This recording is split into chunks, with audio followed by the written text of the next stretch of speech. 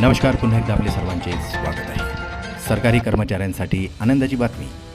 20 महिन्याचा एरियर तर मिळणार 10 ते 16 लाखांचा एरियर. चला पाहूया याविषयी सविस्तर अपडेट. त्यापूर्वी आपणास विनंती आहे, चॅनलला जर नवीन असाल तर सबस्क्राईब करायला विसरू नका. नवनवीन अपडेट मिळविण्यासाठी बेल आयकॉनला प्रेस करायलाही विसरू नका. अत्यंत कामाची बातमी शेअर करायला विसरू नका. आयोगाबाबत अत्यंत महत्त्वाची अपडेट समोर येत आहे.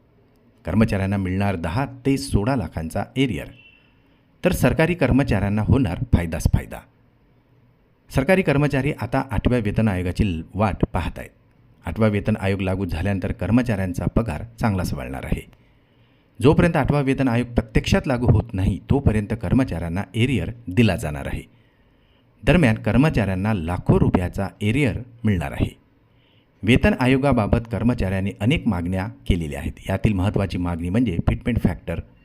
कर्मचाऱ्यांच्या मागणीप्रमाणे जर 3.83 पट फिटमेंट फॅक्टर लागू केला तर कर्मचाऱ्यांना चांगलीच पगारवाढ मिळणार आहे.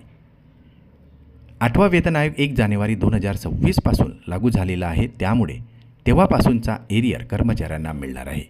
कर्मचाऱ्यांना 10 लाखापर्यंतही एरियर मिळू शकतो. सरकारी कर्मचाऱ्यांची पगारवाढ ही फिटमेंट फॅक्टरवर ठरवली जाते. कर्मचाऱ्यांनी 3.83 फिटमेंट फॅक्टर ठेवण्याचा प्रस्ताव दिलेला आहे. जर हा प्रस्ताव मंजूर झालाच तर त्यानंतर बेसिक सॅलरीतही मोठी वाढ दिसून येणार आहे. वेतन आयोग 2027मध्ये लागू झाला तरी त्याचे कॅल्क्युलेशन 1 जानेवारी 2026 पासून केले जाणार आहे. या महिन्यासाठी सरकारी कर्मचाऱ्यांना एरियरही दिला जाणार आहे.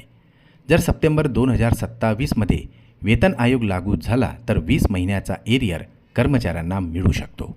किती मिळणार एरियर, चला तर पाहूया. अंदाजानुसार लेवल 1 कर्मचाऱ्यांची बेसिक सॅलरी 18,000 रुपये आहे, तर ही सॅलरी 69 रुपयापर्यंत जाईल.